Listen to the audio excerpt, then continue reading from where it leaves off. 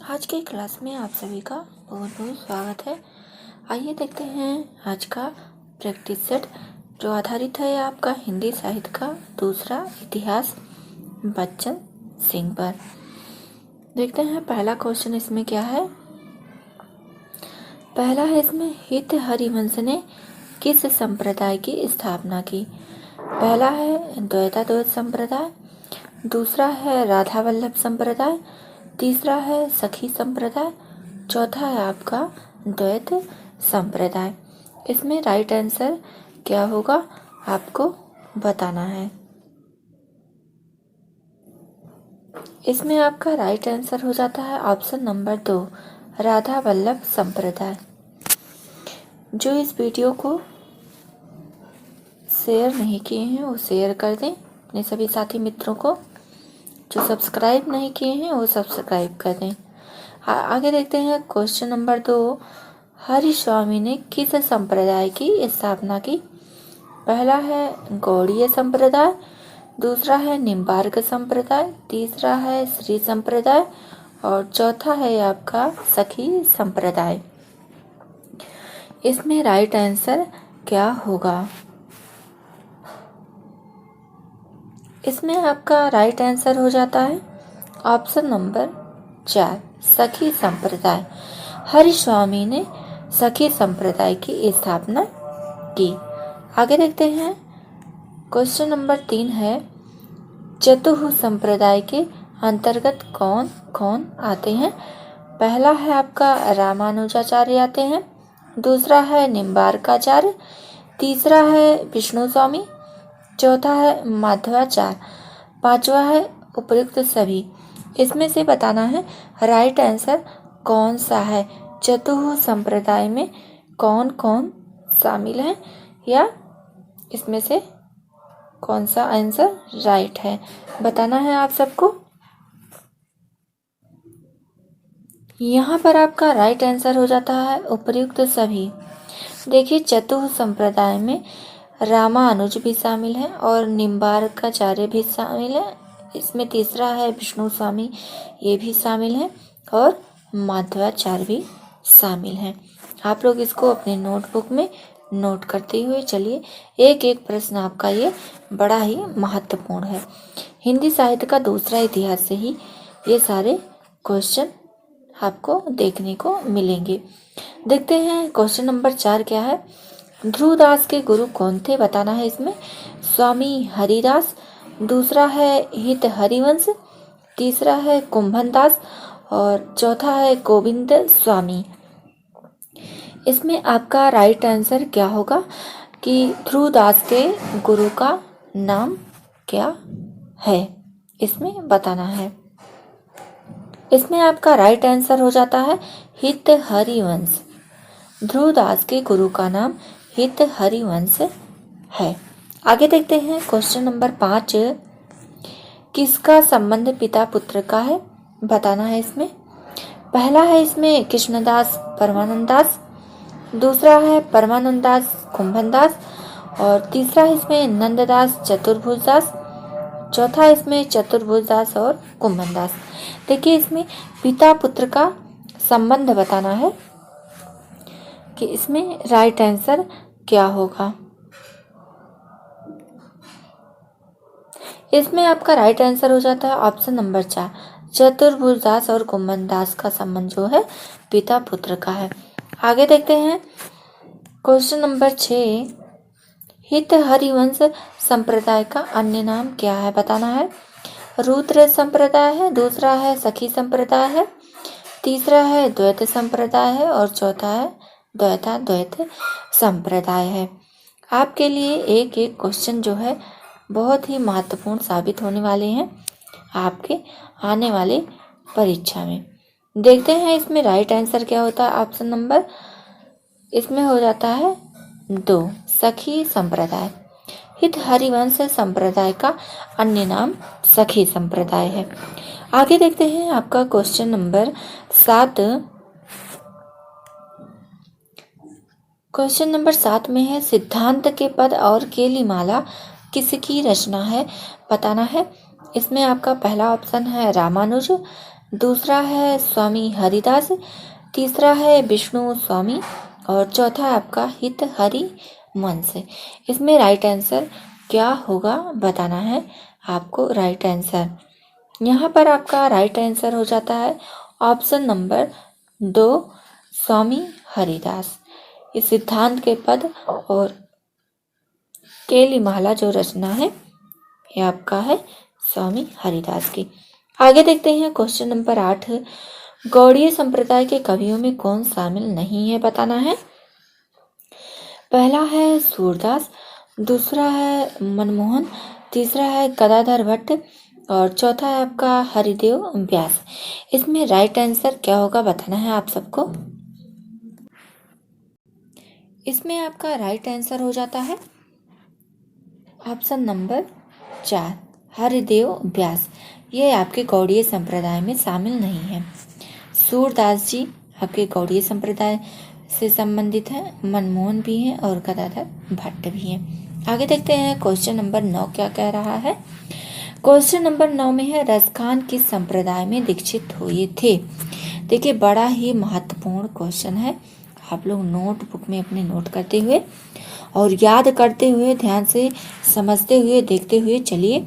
देखते हैं इसमें पहला है ऑप्शन वल्लभ संप्रदाय, दूसरा है श्री संप्रदाय, तीसरा है सखी संप्रदाय और चौथा रुद्र संप्रदाय। देखिए इसमें राइट आंसर क्या होता है आप लोगों को बताना है।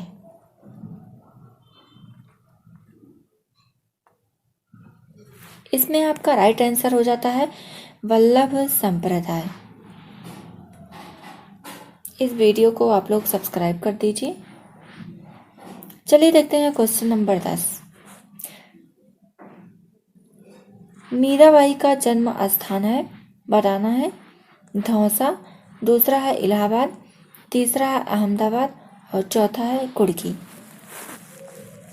इसमें राइट आंसर क्या होगा मीराबाई का जन्म स्थान।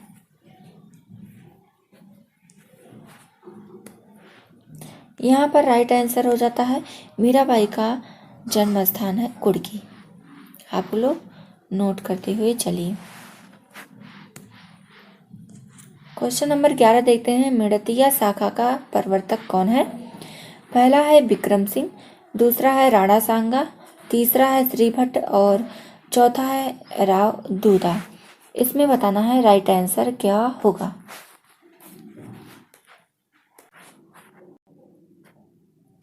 इसमें आपका राइट आंसर हो जाता है राव दूधा। ये जो है मेड़तिया शाखा के प्रवर्तक हैं और राव दूधा के बेटे का नाम था राव रत्न सिंह। राव रत्न सिंह। राव रत्न सिंह की ही पुत्री थी मीराबाई। मीराबाई का जन्म जो है मेड़तिया शाखा में हुआ है। आगे देखते हैं आपका बड़ा ही महत्वपूर्ण क्वेश्चन है, आप लोग इसको नोट कर लीजिएगा। आगे देखते हैं क्वेश्चन नंबर 12 है रुक्मणी मंगल किसकी रचना है। इसमें बताना है पहला है हरिदास जी की, दूसरा है तुलसीदास, तीसरा है मीराबाई और चौथा है आपका नंददास। इसमें बताना है राइट आंसर क्या होगा। रुक्मणी मंगल किसकी रचना है। यहाँ पर आपका राइट आंसर हो जाता है मीराबाई। मीराबाई की रचना है रुक्मणी मंगल। आप लोग याद करते हुए ध्यान से चलिए। इस वीडियो को जो लोग लाइक नहीं किए हैं लाइक कर दें और अपना आंसर आप लोग जो है कमेंट बॉक्स में देते रहिए। क्वेश्चन नंबर 13 है इन मुसलमान हरिजनन पर कोटिन हिंदू वारिये भारतेंदु ने यह किस पर कहा था। यह पंक्ति जो है भारतेंदु ने किसके लिए कही है बताना है। पहला है प्रताप नारायण, दूसरा है भारतेंदु हरिश्चंद्र, तीसरा है इसमें रस खान और चौथा है रहीम दास। इसमें राइट आंसर बताना है। यहाँ पर आपका राइट आंसर हो जाता है रस खान। यह पंक्ति जो है भारतेंदु जी ने रस खान के ऊपर कही थी। आगे देखते हैं क्वेश्चन नंबर 14 है रसखान के दीक्षा गुरु कौन थे। जो लोग चैनल को सब्सक्राइब नहीं किए हैं सब्सक्राइब कर दें। इसमें आपका पहला ऑप्शन है वल्लभाचार्य, दूसरा है रामानंद, तीसरा है विठलनाथ और चौथा है आपका हित हरिवंश। इसमें आपका राइट आंसर क्या होगा। रसखान के दीक्षित गुरु बताना है इसमें कौन थे।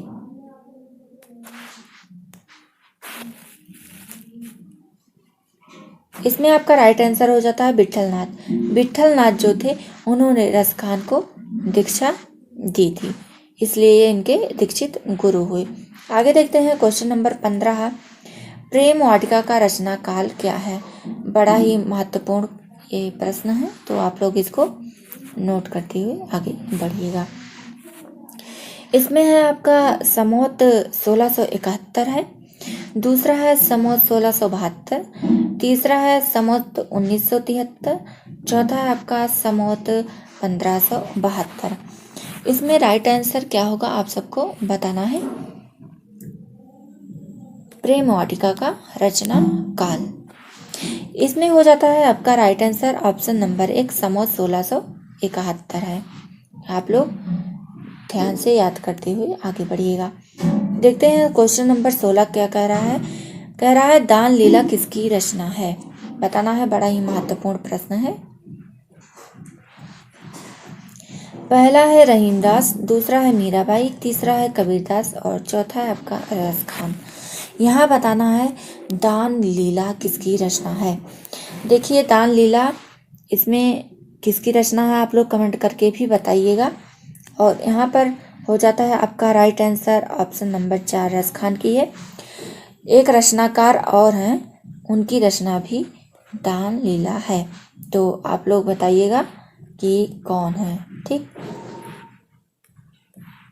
आगे देखते हैं क्वेश्चन नंबर 17 नमलवार जिनका अन्य नाम है सठकोप की रचना तिरुवायुमोली की कथा वस्तु क्या है। बड़ा ही महत्वपूर्ण देखिए प्रश्न है ये परीक्षा की दृष्टि से।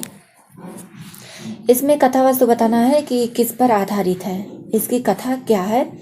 राम कथा पर आधारित है, दूसरा है कृष्ण पर आधारित है, कृष्ण कथा पर आधारित है बताना है, तीसरा है बुद्ध पर आधारित है अर्थात बुद्ध कथा पर आधारित है, चौथा है इसमें पंचतंत्र की कहानियाँ जो हैं उस पर आधारित ये रचना है। अब बताना है कि तिरुवायुमोली किस पर आधारित रचना है, इसकी जो है कथा वस्तु क्या है। बड़ा ही महत्वपूर्ण ये रचना है और इसके रचनाकार भी बहुत ही महत्वपूर्ण हो जाते हैं क्योंकि ये दक्षिण भारत से संबंधित है, दक्षिण भारत से संबंध रखने वाले हैं। तो आपको बताना है यहाँ पर राइट आंसर क्या होगा। यहाँ पर आपका राइट आंसर हो जाता है ये जो है राम कथा पर आधारित रचना है, तो आप लोग इसको याद करते हुए आगे बढ़िएगा।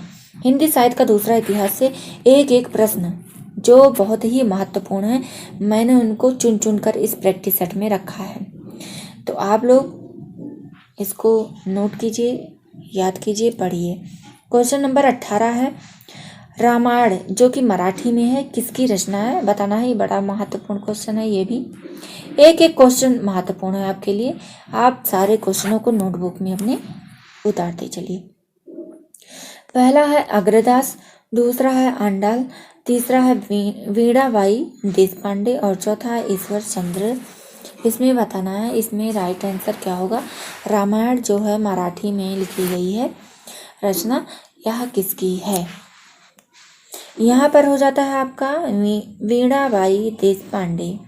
देखिए नई रचनाकार आपको लग रही हैं, ये पूछा गया प्रश्न नहीं है, ये नया प्रश्न है, तो जो पैटर्न चेंज हो रहा है उस हिसाब से ये प्रश्न आपको देखने को मिल सकता है परीक्षा में। आगे देखते हैं क्वेश्चन नंबर 19 क्या है। विष्णुदास कृत रामायण कथा कहाँ से प्रकाशित हुई, बताना है। नागरी प्रचारणी पत्रिका से, दूसरा है सागर विश्वविद्यालय के तत्वावधान से, तीसरा है नागरी नीरज से, चौथा है तत्वबोधिनी से। इसमें बताना है विष्णुदास द्वारा रामायण कथा इनकी रचना है कहाँ से प्रकाशित हुई या कहाँ से प्रकाशित की गई, बताना है यहाँ पर राइट आंसर क्या होगा। आप लोग अपना आंसर लिखिए कमेंट बॉक्स में, ताकि आप लोग को याद रहे, लिखने से याद रहता है। देखते हैं इसमें आता है आपका राइट आंसर, सागर विश्वविद्यालय के तत्वावधान से यह रचना प्रकाशित हुई। आगे देखते हैं, आपका लास्ट क्वेश्चन है, ऑप्शन क्वेश्चन नंबर 20। ईश्वर दास किसके समकालीन थे, बताना है। देखिए बड़ा ही महत्वपूर्ण ये क्वेश्चन है, तो आप लोग नोट करते हुए चलिए। पहला है इसमें इब्राहिम लोदी, दूसरा है सिकंदर लोदी, तीसरा है शेरशाह, चौथा है अकबर। देखिए बताना है इसमें कि समकालीन किसके थे, आपके ईश्वर दास। ईश्वर दास किसके समकालीन थे, इसमें बताना है। बड़ा ही महत्वपूर्ण प्रश्न है आपकी परीक्षा की दृष्टि से। देखते हैं इसमें है आपका सिकंदर लोदी हो जाता है, राइट आंसर सिकंदर लोदी हो जाता है। तो बड़ा ही महत्वपूर्ण आपके समक्ष ये जो सारे क्वेश्चन थे रखे गए, बहुत ही महत्वपूर्ण है ये आपकी परीक्षा की दृष्टि से। और मेन चीज़ क्या है, ये मूल किताब से ही संबंधित हैं। ये प्रश्न आपको पिछली परीक्षाओं में नहीं देखने को मिलेंगे, इसलिए नए प्रश्नों को शामिल किया गया है इस प्रैक्टिस सेट में। और एक एक प्रश्न आपका हिंदी साहित्य का दूसरा इतिहास से ही लिया गया है। तो आपके लिए ये बहुत ही महत्वपूर्ण हो जाता है मूल किताबों को पढ़ना। तो इस समय जो पैटर्न चल रहा है आवश्यक हो जाता है। तो आपके लिए यह प्रैक्टिस सेट बहुत ही महत्वपूर्ण था। और आगे इसी तरह से आपको प्रैक्टिस सेट कीजिए। जिनके पास हिंदी साहित्य का दूसरा इतिहास नहीं है, उनके लिए यह प्रैक्टिस सेट बहुत ही महत्वपूर्ण हो जाता है। आपको किताबों में से छांटने की ज़रूरत नहीं पड़ेगी क्वेश्चनों को। यहाँ पर आपको एक एक क्वेश्चन मिलेंगे जो बहुत ही महत्वपूर्ण होंगे। आप एक दिन में अगर 4-5 वीडियो देख लेती हैं तो कम से कम आप 50 पेज हिंदी साहित्य का दूसरा इतिहास पढ़ने का सामर्थ्य रखती हैं।